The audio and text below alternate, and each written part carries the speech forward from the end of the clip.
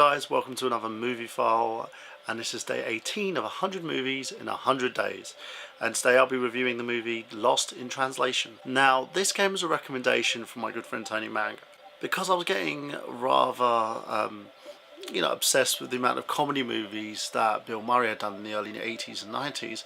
And he wanted me to take a look at a film that single-handedly changed his career. Now, this movie is directed by Sofia Coppola, and it's her second movie after her first, which was The Virgin Suicides. It stars Bill Murray and a very young Scarlett Johansson. It also stars Giovanni Ribisi, if most of you probably know him from Ted, and also from Friends as playing Phoebe's brother, who had the, quadruplets.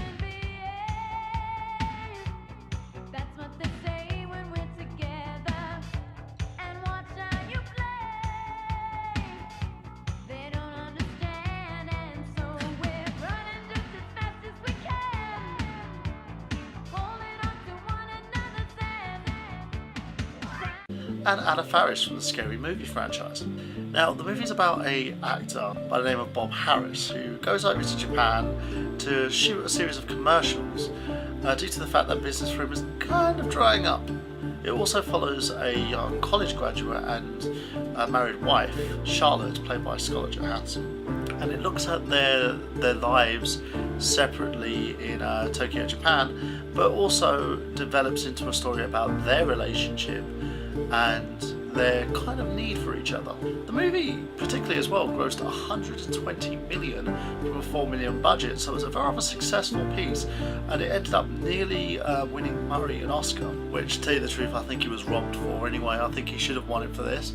It was amazing and showed a change of his skill, being more of a serious tone in terms of his characters, and showed a rather different range for Murray, but we can go into that in a little bit when we talk about the acting, so let's just focus on the story. Bob Harris, an aging movie star and action star, goes over to Tokyo, Japan for a job. That's all he said? Yes. Turn to the camera. His job is basically to film an advertisement for a company called Suntory Whiskey. For relaxing times. Make it Suntory time. For which he will receive 2 million. And Charlotte, a young college graduate, is left behind by her husband, John, who's basically a celebrity photographer, so he just goes around taking pictures of loads of different women. And there is a sort of a weird tension going on as well, as he seems to be enjoying his life on his own, while she's becoming more so the bored housewife. Now, Charlotte believes that John's taking more of his time and spending more of his hours with his celebrity models, and that he has actually more interest in them than he does her. I find that extremely stupid, looking at the fact that there's a close-up shot of Scarlett Johansson's ass at the beginning of this movie, and she is quite fairly a knockout. I would literally hit that. I don't understand where this guy's coming from, because he's kind of fugly, I'm just saying. You're one ugly motherfucker. One night, after a long photo shoot as a Japanese director is yelling at him every 5 minutes, Bob retires to the lounge, and rather hilariously they put these loads of clips on the back of his suit, so he's standing there having himself a whiskey while these clips are holding the back of the suit together. Charlotte, who's having dinner with John and a set of his friends and notices that he's not actually talking to her, decides to order him a drink and have it sent over to him. Later, Bob and Charlotte have a brief encounter at the lift, and then start to develop a friendship.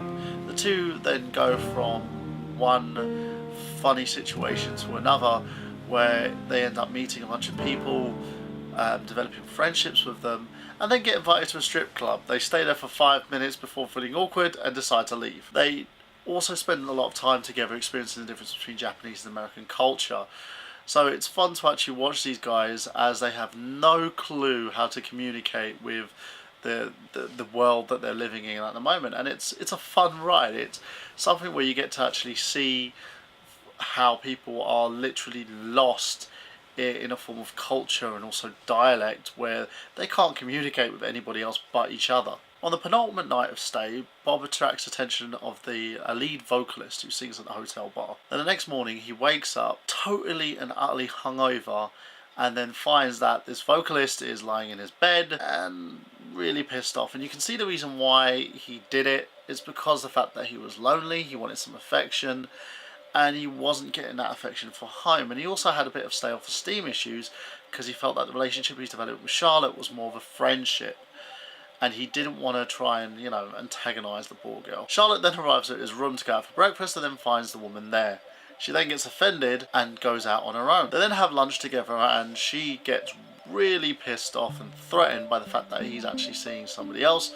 He tries to explain to her the situation, but she doesn't want to hear it, leading to the two of them getting to the point where they did almost fell out. Later that night, doing a fire alarm, Bob and Charlotte reconcile and try to get their friendship back on track. They then express to each other how they'll miss each other when Bob finally leaves to go home. On the following morning, Bob sets off so he can basically go home to his loveless marriage, and he tells Charlotte goodbye in the hotel lobby. Charlotte broken up about the situation as Bob leaves. The two then part ways in the hotel lobby as she goes off back to her miserable life and he goes back to his. Later, as the car drives off, he sees her in a crowded street and decides to say goodbye properly. He then whispers something into her ear, which is something that I can't hear, no one in the audience could actually hear it, and then says his goodbyes with a kiss.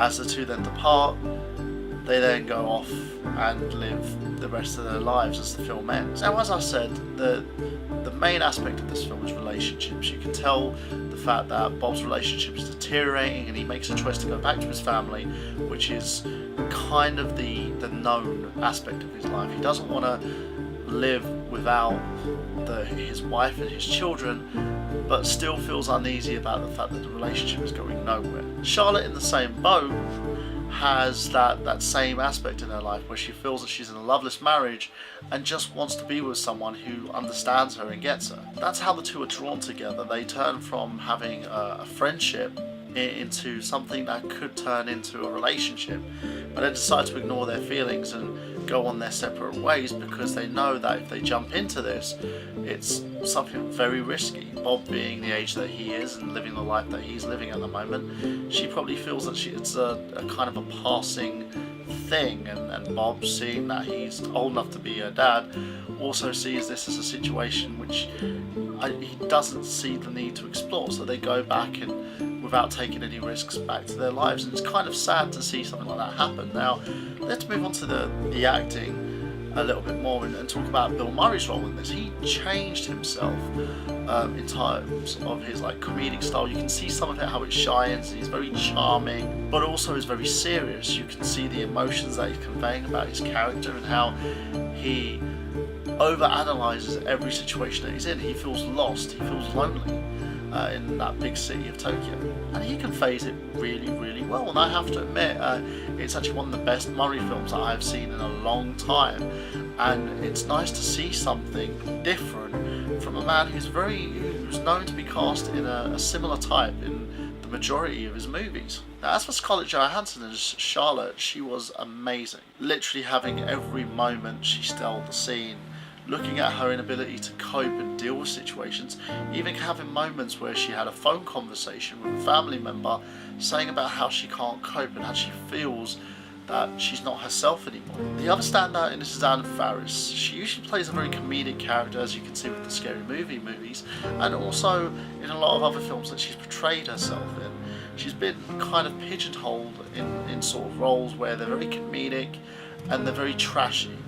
But with this, she seemed in a very good place as an actress who more or less was focusing all the attention on herself. She seemed to be that type of person who illuminates her own variety of success and feels quite at home in her environment.